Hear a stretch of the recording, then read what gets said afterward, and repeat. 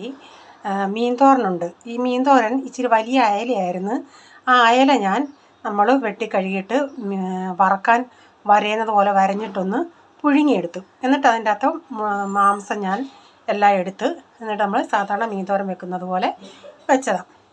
ഇത് പരിപ്പ് കറി. ഇത് ഞാൻ ചുരക്കയും പരിപ്പൂടിട്ട് തുമരപ്പരിപ്പൂടിട്ട് കറിയാണ്. എന്നിട്ട് അതിൻ്റെ അകത്ത് തേങ്ങ, ജീരകം, വെളുത്തുള്ളി, മഞ്ഞൾപ്പൊടി ഇതെല്ലാം കൂടെ അരച്ച് ചേർത്ത് എന്നിട്ട് ലാസ്റ്റിൽ കടുക് വറുത്ത് ചേർത്ത്. ഇത് പിന്നെ കാബേജ് തോരൻ, സാധാരണ നമ്മൾ വെക്കുന്നത് പോലെ വെച്ച് കാബേജ് തോരനാണ്. അപ്പോൾ ഉച്ചക്കത്തെ എല്ലാം റെഡി ആയിട്ടുണ്ട്. ഇതിപ്പം മുള്ളൊന്നും അങ്ങനെ കാണത്തില്ല, മുള്ളെല്ലാം മാറ്റിയിട്ടുള്ള ഒരു തോരനാണ്. അപ്പം മീൻ ഇത്തിരി വലിയതായതുകൊണ്ട് ഞാൻ അങ്ങനെ പുഴുങ്ങിയിട്ട് പിച്ചിയെടുത്തിട്ട് ചെയ്തതാണ്. ഇതിൻ്റെ ഫുള്ളായിട്ടുള്ള വീഡിയോ ചാനലിൽ ഇടുന്നുണ്ടേ.